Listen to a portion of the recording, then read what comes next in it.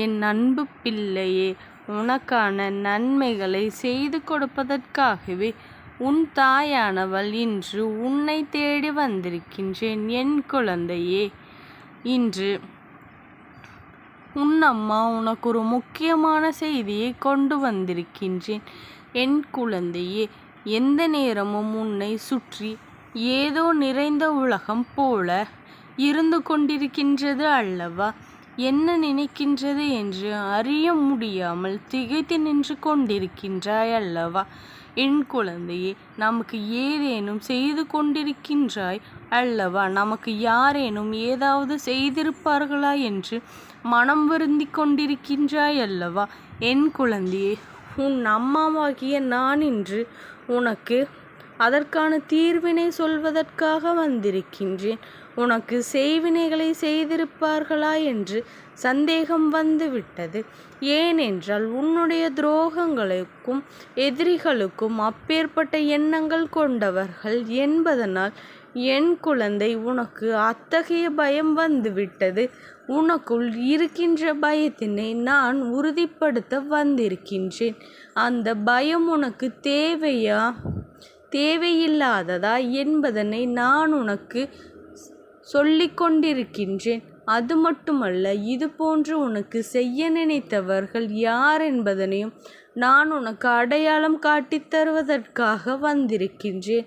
இன்று உன்னை தேடி உன் தாயானவள் வந்திருக்கின்றேன். என் குழந்தையே, நீ எத்தனை நாட்களாக இதை அறிய முயற்சி செய்து கொண்டிருக்கின்றாய்? என்ன நடக்கின்றது என்பதனை வாழ்க்கையில் அறிய முடியாமல் திணறிக் கொண்டிருக்கின்றாய். நாம் என்ன செய்கின்றோம்? செய்கின்ற அளவிற்கு இவர்கள் மனம் வந்துவிடுமா என்ற எண்ணம் எந்நேரமும் உனக்கு வர ஆரம்பித்து விட்டது. என் குழந்தையே, எந்நேரமும் இதை பற்றி சிந்தித்து கொண்டு உன்னுடைய நிம்மதியை சில காலமாக தொலைத்து விட்டு இருக்கின்றாய். இதற்கெல்லாம் காரணம் உனக்கு உன்னுடைய உறவுக்கும் இடையில் ஏற்பட்ட பிரச்சனைதான். உறவுகள் சொத்து சம்பந்தமாக உன்னிடம் மிகப்பெரிய பிரச்சனையில் ஈடுபட்டு வாக்குவாதத்தில் நடந்து உன்னை நன்றாக இருக்க மாட்டாய் என்று மண்ணை அள்ளி தூர்த்தி வாரிவிட்டு சென்று விட்டார்கள். என் பிள்ளையே, அன்றிலிருந்து உனக்கு மனதில் பயம் வந்துவிட்டது. தவறேதும் செய்யாமல் நம்மை பழிவாங்கும் அவர்களுக்கு, பழி சொல்பவர்களுக்கு ஆளாகிவிட்டோமே. நியாயம் நம் பக்கம் இருந்தாலும் நியாயம் இருப்பது போல் அவர்கள் பக்கம் நியாயம் இருப்பது போல நினைக்கின்றார்களே என்று என் பிள்ளை நீ வேதனையில் இருந்து கொண்டிருக்கின்றாய். என் குழந்தையே, உன் தாயானவளாகிய நான் இன்று உனக்கு அதற்கான ஒரு தெளிவினை கொடுத்து விடுகின்றேன். செய்வினைகள் செய்தவர்கள் யார் என்பதனையும் நான் உனக்கு வெளிப்படையாக சொல்லிவிடுகின்றேன்.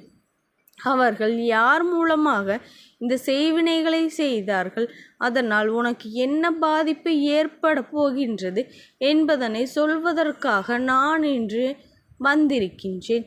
நீ என் வாக்கினை முழுமையாக கேள். நிச்சயமாக உனக்கு என்ன சொல்ல வருகின்றேன் என்பதனை நீ புரிந்து கொள்வாய். செய்வினைகள் என்பது ஒருவர் உன்னை வாழ விடாமல் ஆக்குவதற்காக செய்கின்ற விஷயம் கிடையாது. நீ செய்கின்ற விஷயத்தை வைத்து உன்னை அழிக்க நினைப்பார்கள். என் குழந்தையே, அப்படித்தான் உனக்கு செய்ய வேண்டும் என்று நினைத்து கொண்டிருக்கின்றார்கள். அதற்காக அவர்களை தேடி சென்று நிதர்சனமான உண்மை, இது உண்மையாகவே நடந்த விஷயம்தான். என் குழந்தையே, நீ பயத்தில் ஒரு நியாயம் இருக்கின்றது என்பதனால் அம்மா உன்னை தேடி ஓடோடி வந்திருக்கின்றேன். இல்லை என்றால் உன் செய்வினைகள் எதுவும் கிடையாது, உன்னை எதுவும் செய்ய முடியாது என்று சொல்லி அம்மா என் வாக்கினை நான் முடித்திருப்பேன். ஆனால் இந்த விஷயம் எல்லாம் உன் வாழ்க்கையில் நடந்தது உண்மைதான். உனக்கு அவர்கள் செய்ய வேண்டும் என்று நினைத்ததோடு மட்டுமல்லாமல் அவர்கள் அங்கே சென்று உனக்கான விஷயங்களை செய்ய தொடங்கிவிட்டார்கள். உன் அம்மாவிற்கு இந்த விஷயம் தெரிய வந்த பொழுதுதான் நான் புரிந்து கொண்டேன். அவர்கள் உன்னை அழிக்கவே திட்டம் தீட்டி இருக்கின்றார்கள் என்று நான் அதன் பிறகுதான் உணர்ந்து கொண்டேன். இந்த பிரச்சனைகள் என்ன?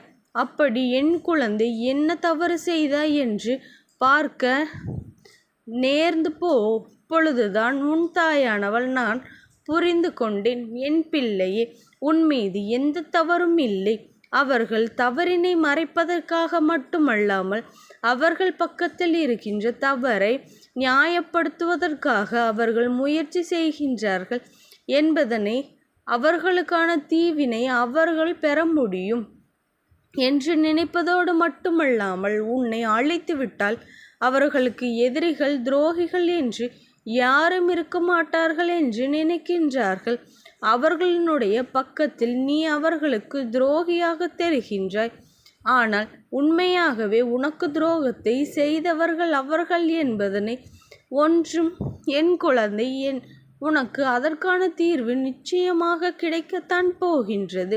நீ அதிலிருந்து மீண்டு வரத்தான் போகின்றாய். என் குழந்தையே, எப்பொழுதுமே என் குழந்தை, நீ நிம்மதியில்லாமல் இருந்து கொண்டிருக்கின்றாய். அதன் பிறகுதான் என்ன பிரச்சனை, அப்படி என்ன தவறு செய்தாய் என்று பார்க்க நேர்ந்த பொழுதுதான் உன் தாயானவள் நான் புரிந்து கொண்டேன். உன்மேல் எந்த தவறும் இல்லை என்று என் குழந்தை. என்னை பார்த்த பிறகு எந்த தீய சக்தியும் உன்னுடைய குடும்பத்தில் நடக்கின்ற பிரச்சனைகள், உன்னுடைய இல்லத்தில் எப்பொழுதுமே உன்னுடைய குடும்பத்தில் நடக்கும் பிரச்சனைகள் உனக்கு எப்பொழுதுமே நிம்மதி இல்லாமல் இருக்கின்றது என்று உனக்கு 1000 பிரச்சனைகள் வந்து கொண்டிருக்கின்றது.